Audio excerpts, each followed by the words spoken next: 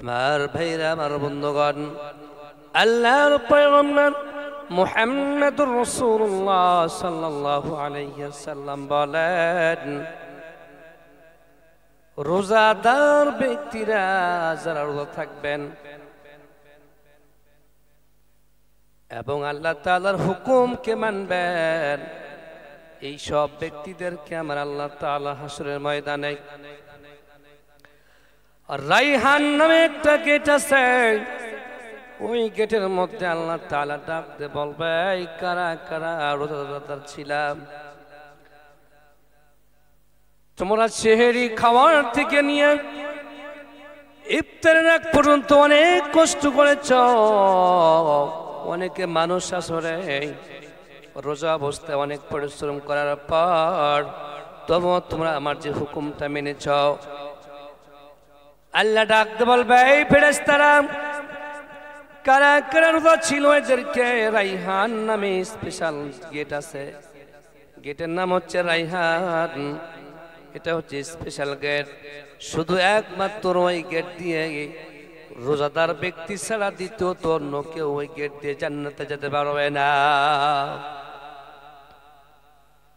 ফেরেশতারা ডাকতে বলবে, আল্লাহর বান্দা,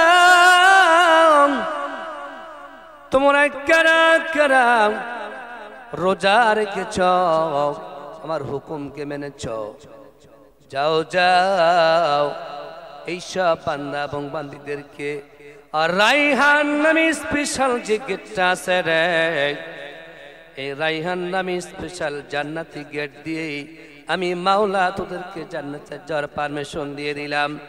এইবার ও রোজাদার ব্যক্তিগুলো কি করবে, সুন্দর স্পেশাল গেট দিয়ে জান্নাতে যখন যাওয়া শুরু করবে, জান্নাতে যেতে যেতে যখন রোজাদার ব্যক্তি তামাম গুলো জান্নাতে ঢুকে যাবে, অন্য অন্য মানুষগুলো তারাও ঢুকতে যাবে, কিন্তু না না, আমার আল্লাহ তাআলা ডাক বলবে, ফেরেশতারা তোরা দেরি করিস না রে, রোজাদার ব্যক্তি জান্নাতে এই গেট দিয়ে ঢুকলি তোমরা গেট বন্ধ করে দে।